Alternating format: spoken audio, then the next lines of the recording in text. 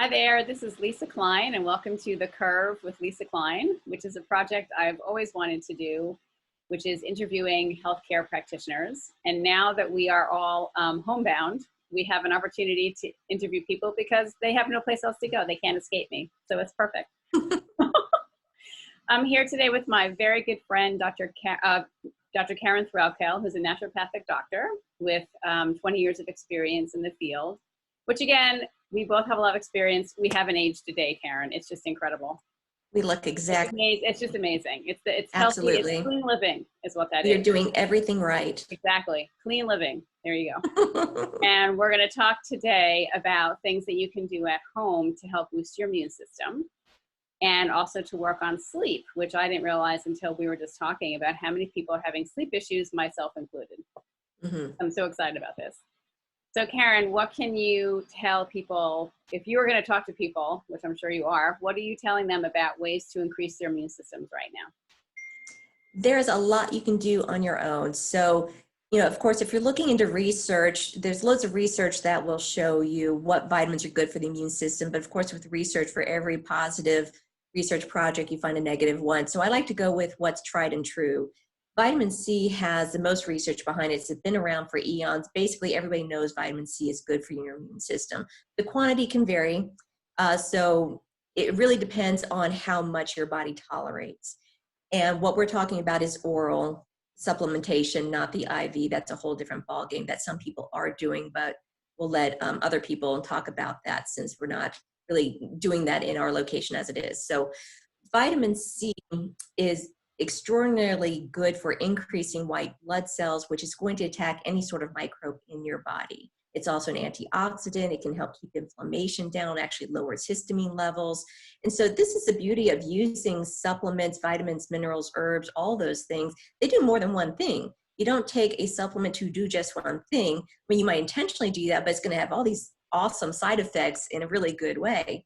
So the vitamin C you can take in a pill form, which could be a capsule, a tablet, a powder. You can also find a liposomal form, which is very popular right now and showing even more promising results in terms of ability to absorb it and use it. Now, the only problem right now is when all this COVID-19 stuff got revved up, people knew that they needed some vitamin C, so all the stores are pretty much out of stock, including my sources, and I use gigantic warehouses. Now, everything should hopefully be back up and running with better supply within a few weeks. So if you already have some vitamin C, awesome. If you don't have it, then you can get some shortly. So what brands do you normally, okay, first of all, what dosages should people be using? I would start with 1,000 milligrams a day, which is on the low side, but most people tolerate that. Vitamin C, if you take more than your body can absorb, then it can cause some gas and bloating, belly rumbling, even some loose bowels a bit. And then all you do is you cut back and it's not a permanent issue, but you know your level. Some people will push it to, several thousand milligrams a day and their body tolerates it just fine. And that's perfectly fine to do. So, but starting at 1,000, if you wanted to go with a general range, maybe 1, 2, or 3,000 a day should be sufficient for what we're doing right now, just to give you that general immune support. I know there's that vitamin C challenge where they would take someone to their max and then back off. So you're saying people can do that right now. Just take maybe 1,000 milligrams a day, and if you feel like you want a little bit more boost, do a little bit more than that. Yeah. So what's the difference between just the regular vitamin C and then the liposomal? What does that mean? The liposomal is in a liquidy form. It's more like a jelly or oily form. So it's going to be more bioavailable, better digested. When you swallow a tablet, your body has to digest that. And depending on the brand, the quality, how firmly packed that vitamin C tablet is, you may or may not digest it. It could just go straight through you. And then with a powder, it's more likely that you're going to absorb it because there's no capsule to digest. So there are varying thoughts on what form you should take. Everybody has their favorite. Ultimately, it's up to whatever suits your body better. Some people hate taking powders because they don't want to drink 6 ounces of liquid. Some people take a pill because I like that Perk had that powder that I took for a long time. It was excellent. Yeah. So, I don't have. Yeah. So Perk is a great label. Pure encapsulations, Quicksilver, Integrative Therapeutics, Designs for Health. Loads of really good ones out there. And those are more physician grade. I think you can find them by yourself, though, if you needed to. if you are looking at other brands, the key to understanding if a supplement is good or safe is reading the additional ingredients. So the other ingredients below the ingredient list, that tells you, well, what kind of binders are in there? Are there dyes, colors, preservatives, fillers, what's in there? And the less you see in that part, the better. Like with Perk, if you look at the powder, it's just going to be, you know, whatever's in that powder, the vitamin C and the buffer ingredients like calcium. That's it. But with a capsule form, you'll find whatever is making that capsule. Usually it's a cellulose, some sort of vegetable fiber. But that's all you need. But if you start seeing a bunch of chemicals and numbers and stuff you can't pronounce, then that's probably bad quality. Well, I think that's why it's so time. I mean, I've switched. We use professional grade lines in the clinic because they seem to be better quality. But, you know, if I walk into CVS and I want to get some vitamin C, right. Again, I don't know what I'm looking for. So what I'm hearing you say is that you don't, the fewer binders and things in it, the better, which makes a lot of sense. Yep. And then the liposomal, is that a pill also? Or you said that's no, that's more like a liquid, but it's a very thick liquid, almost gel-like. And that's relatively new, so I haven't dug into that as much, but I have a feeling you can probably only get that through a physician's office. You might be able to find it on the internet, but that's going to be much higher quality, much stronger, a lot more expensive. So vitamin C used to be a really cheap, easy to get powder, and it still is, but now basically in supplements, you kind of get what you pay for it. So the more expensive stuff really is usually better. Not always, but for the most part. So if you're in CVS and you're just looking to see something, get something that looks without a lot of binders, maybe get the more expensive one if there's a choice to do. I tend to not use brands that were made by CVS. I'll use like an actual brand, as opposed to a store-made brand. So I think it's better quality. So, right. I think that's a way to look at it. Okay. So, and what I'm hearing you say is that it's not that the vitamin C is going to fight off it's not an antiviral specifically, but it makes your body able to produce the tissues that are going to fight the virus.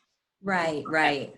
Okay. Right. It'll help your body create more of those white blood cells, which is your immune system to attack the virus and help you recover better. And it builds up your immunity. I mean, we can't clearly say taking anything in particular is going to make sure you don't get it rather than somebody else. We can't make those promises, unfortunately, but you know, we have to think we do have an immune system, and if we feed it, it's going to be stronger. That's why the people who are immunocompromised or they have underlying health issues, they're getting sick faster than anybody else. They just don't have that robust immune system to fend this off to some degree and then help them through it to a more minor way and get through it faster. And so the vitamin C is really great for that, but you can also use vitamin A and vitamin D, magnesium. There's some herbs we can use. So, you know, we can talk about those things too. Okay. So vitamin A, I know many supplements that you get, they say there's a limit on the amount of vitamin A you should get into your body every day or something. There's always like a problem on that. Yeah, there is an upper level of toxicity that you want to avoid, especially for pregnant women. You really don't want to exceed more than 15,000. That is the absolute upper max. So most supplements, 15,000 what? I'm sorry, IUs, generally international units. Okay. So you'll find in most supplements, they don't even use vitamin A. They're going to use beta carotene because our bodies are supposed to convert beta carotene into vitamin A. Now that doesn't always happen. There's a gene called BCMO1.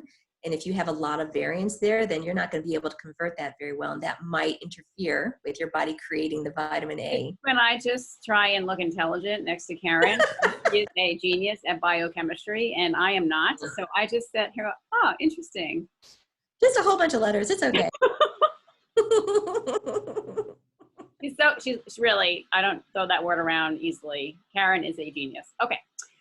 So, well, that's true. So, okay. So, all right, so vitamin A. Yeah, so vitamin A, when you really want to make sure that you are supporting your immune system in the best way possible, I would not use beta carotene. Excuse me. I would use a straight up vitamin A. Okay. And physicians for somebody who works with this stuff, because personally, I'm going to be using 25,000 IUs. So, we just said 15,000 is the upper limit. Well, that's if you use it long term. If you're using this for a month, 2 months, it's fine. It's fat soluble. It will get stored in the body. That's why it becomes toxic. It just builds up. But if you are doing this on your own, even taking 5 or 10,000 a day, every day for a couple months is perfectly fine. The vitamin A. I carry 25,000 I use per pill. So what I'm telling people to do is to take one every other day, because it's stored in the body, and that's a way just to make sure you don't go past that limit. And I do that every day, so I feel very comfortable with that. Granted, the caveat is don't have liver problems. If you have a liver issue, then this would not be a good idea for you. You probably wouldn't use one more than 5,000 IUs, if any. And then what about the vitamin D? Vitamin D is it's actually more of a hormone, we have found out over the years, and it's important as an immune support. It is also important for the microbiome, which is a whole nother section we can get into, because the microbiome, the good bacteria, the environment of your intestines are the heart of your immune system, actually. That's where a good 75% of your immune cells and your immunity resides. So if you have poor gut health, that puts you in a different risk factor for having probability of a problem with your immune system. So the vitamin D builds that up. And of course, vitamin D is also very good for mood and sunlight. And, we have to bring into the conversation, anxiety and mood and what's going on with all this. And did we get enough sunlight during the winter? I don't know what you're talking about, Karen. I know. What you're referring to, I have no idea. I know. Okay, so how much of the vitamin D should people be taking every day? And in what form? Because I know you gave me a liquid. I have a liquid from you. Yeah, the liquid is great if there's any possibility that you might have difficulty absorbing it. Okay. Not everybody needs that. It's probably more easily found in the capsule anyway. And vitamin D was out of stock for a long time. People kind of ran through that because it's this COVID, but I'm finding it's back on the shelves. So that should be easy now. I feel comfortable giving people 5,000 IUs, even if I don't know their vitamin D levels, for a short period of time. That's really not that high. If you talk to a conventional doctor, they would probably be more comfortable with more like 1,000 IUs a day. But we've run labs on thousands of people, and I have found maybe 2 people who have had sufficient vitamin D levels, without supplementation. So usually people need at least 1,000 IUs if you want to play it safe. You don't know your vitamin D levels, you're just getting into using vitamins. 1,000 is perfectly fine. Most people honestly need 5,000, and we have people on 5,000 IUs every day, all year long. We monitor their levels at least a few times a year, and we see if we need to adjust it. Most of the time, people just sit in that reference range where we want them to be on 5,000 IUs a day. But you should also use a vitamin D with vitamin K too, unless you have bleeding disorders. So they should come together in the same kit? Or yeah. Often they come together. It's easier to take 1 pill instead of 2. And it's debatable whether you have to avoid the vitamin K, honestly. But to be on the safe side, just to put that caveat out there, vitamin D, usually about 5,000 IUs. The vitamin K really kind of varies. I would say anywhere between 100 and 350 micrograms, not milligrams, micrograms, and taking them together. And the importance of that is when you take vitamin D, you are going to absorb more calcium from the small intestines, which is good. You want that, but then you need to tell the calcium where to go. You don't want it to settle in the arteries of your heart. And that's where vitamin K comes in. It takes that calcium and directs it more toward the bones. Okay. Keeps the flow going, and you don't have to worry about building up calcifications from overdoing it with calcium, because honestly we get enough calcium in our diet. It's really suspect if we need to take a calcium pill. That's a whole different subject, but that's a whole nother show. Take your vitamin K too. But now let's switch. Instead of talking about the herbs today, can we talk about the microbiome a little bit? So what's the easiest thing that people can do to make sure their gut bacteria is up to the challenge of being resistant to this whole thing? First and foremost, it's going to be diet. You want to make sure that you are providing your intestines the ingredients it needs to make your probiotics, and that's fiber. So you need the prebiotic to feed the probiotic. Your body does this on your own, depending on your genes. I'll throw another one out there. There's something called FUT2.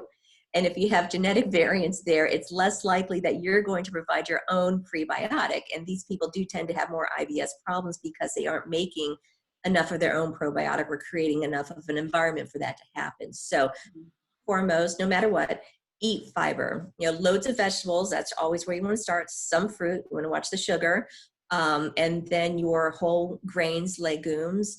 Depending on what kind of diet suits you. Not everybody does great on grains, especially gluten these days. So you don't have to eat gluten, but I'm just saying, look at your more fibrous foods, especially if you have a more ketogenic diet, eating more protein and, some fat. You just have to be careful. I have found in my experience to really make sure you amp it up on the vegetables if you're avoiding grains, because there's, unfortunately, ironically, a lot less fiber in vegetables than grains.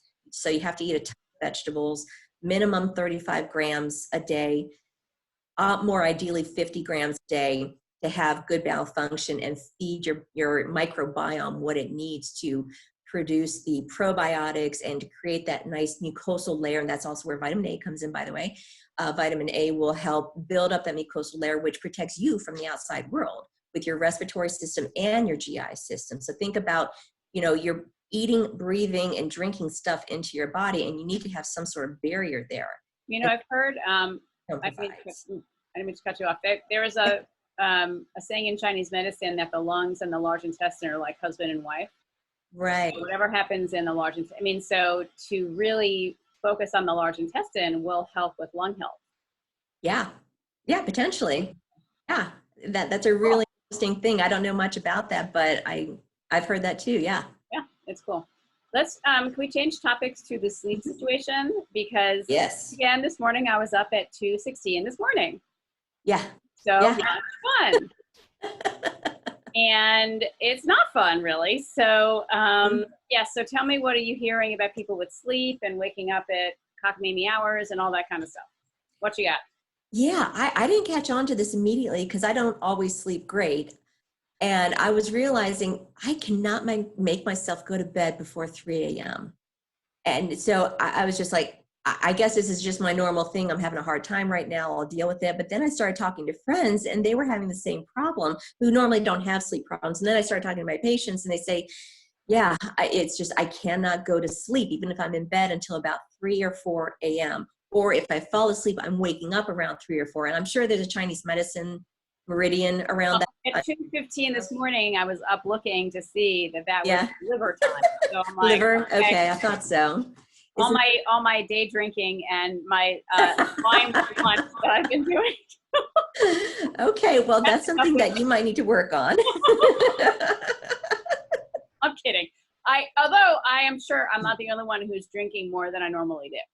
Oh yeah. So it's not those things I did. I know. I actually don't drink a lot. It's because I live alone. It's more fun to drink with other people. Like, you know what? I have a feeling I'm going to crave a glass of wine someday soon. I found an organic, like chemical-free, super duper awesome wine place, and I made sure I had some delivery. So I have a small stash for, if. We've been doing virtual happy hours. So, how fun. Yeah, so you can, even if you do. All right, so what are you telling your... A natural way to approach that would be to work on our stress and cortisol levels. Yeah, so what should we all do, Karen, since we're not sleeping? What do we do? Well, of course, looking at the basics of the diet and the lifestyle, which kind of is what it is right now, doing the best you can to be aware of your stress. And I'm sure other people are much better about talking about what kind of stress techniques to reduce from. But going from a dietary point of view, it's so tempting to eat a lot of sugar and comfort foods, doing the best we can to at least provide the base of a good diet first. And then, of course, if we need some feel good food, that's fine. But try not to overdo it with the sugar, because that will stress out your body. And during stress, we produce a hormone called cortisol. And so what's happening at night is cortisol is spiking because, your day is built up. You whatever time you wake up in the morning, you're going to feel a little groggy and tired. And eventually your day kind of normalizes, and then you start doing stuff. And then you worry about, what else do I need to do? And I have this, that, and the other thing. And if you have kids, I got to deal with that. And, can I pay my mortgage? And you just start thinking about stuff. Mm-hmm. And by the time you're ready to go to bed, it's going to be really hard to come down from that because your cortisol is high. It's supposed to be high in the morning, low at night, basically, so that you can fall asleep and get a good night's rest. So our cortisol levels are off the charts, I'm sure. Haven't done a lab on it, but I'm sure it's off the charts. And it's preventing people from falling asleep. Or if you do fall asleep, it'll wake you up because it's still high. and then you probably start ruminating and having problems, not falling back to sleep. So if you've done everything you can on your own in terms of providing good sleep hygiene and being off computers and phones and whatnot before bed, and maybe even meditating a little bit, I would suggest using some adaptogenic herbs. And ironically, vitamin A comes back in. Most people aren't using vitamin A right now. They're more into zinc and vitamin D, but vitamin A is really awesome for a lot of stuff. That's good to know. And then the magnesium. So minerals can play a role with this just to make hormones in the first place, but some nice adaptogenic herbs that are really beautiful to use for just evening things out a little bit, not making you feel drugged out. Like what? Some adaptogenic formulas that include things like ashwagandha and holy basil and rhodiola. Licorice is great if you can get it in there, which is also antiviral. Ginseng, although I don't like to use a lot of ginseng in a situation where stress is really high. Sometimes it can be a little overstimulating for some people, so you can gauge for yourself if you feel depleted or not. You might not want to use Now, that. how do people know if they're just going to go to Whole Foods or whatever to get some ashwagandha? How do they know which one to pick? Right. Well, my favorite, which I think is actually fairly common, is by Gaia. I think it's just about everywhere, and it's called, at least the label for which sometimes they have different names if it's for the physician or for the public, but it's called HPA, hypothalamus adrenal axis daytime maintenance. Funny you should say that. I have that. You put me on that. I know. It's a good one. No. Okay. I gotta take that. Thank you, Karen. Absolutely. Yeah. I can vouch and I take it. It's wonderful. Yeah. And it doesn't overstimulate you. It doesn't have ginseng in it. So I love it for when you just sort of need, to bring it down a notch and start to build yourself up. So that, it's an adaptogen. It helps. It doesn't take away from what your body's supposed to do. It just helps you adapt better. It sounds great. Feel so overwhelmed or so anxious, you can hopefully sleep a little bit better. Sometimes people just can't come down. They can't quiet their brain. So there's something else called Serifos, that's the brand label. Sorry, it's phosphatidylserine. Okay. That can actually block the production of cortisol in your adrenal glands a little bit. I mean, it's not going to shut them down. It's just going to say, you're up here, I want to bring it down here. And so that's really great for people whose cortisol is way too high at night and you need to bring it down a notch and help you fall asleep a little bit easier. So phosphatidylserine.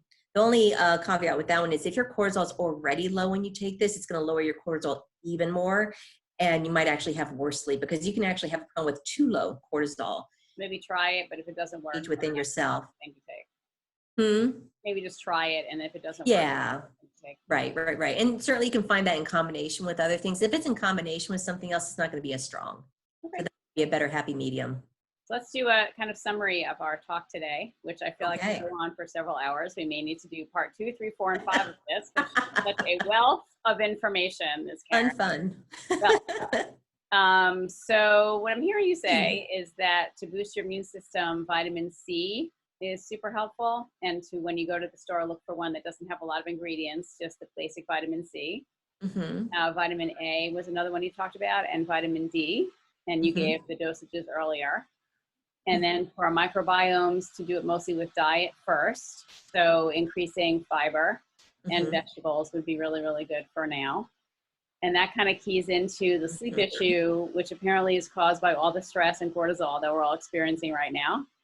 So if we weren't doing so much comfort food eating, our guts would be healthier, right? They all kind of go together and we'd be sleeping better, basically. Am I getting that? Yep. All right. Sounds great. I think we're getting a little bit, you there? My connection's a little bit weird today. You've frozen up. I am. I can hear you. There you are. Okay, great. And it's really windy outside. At my office. What? It's super windy outside. I think it's messing us up a little. Okay. Well, thank you, Karen. This was super helpful. It was very fun. I'm glad it was fun. I miss you so much. I can't wait till we see you again in the office. Me too. It's been a long time. It's been a long time. And Karen is you're so fantastic. I love you. You are amazing. You, honey. I miss you. I miss you too. Stay healthy. Okay, you too. See you soon. Thank you for tuning in, and we'll see you next time. Thanks, Karen. You're welcome.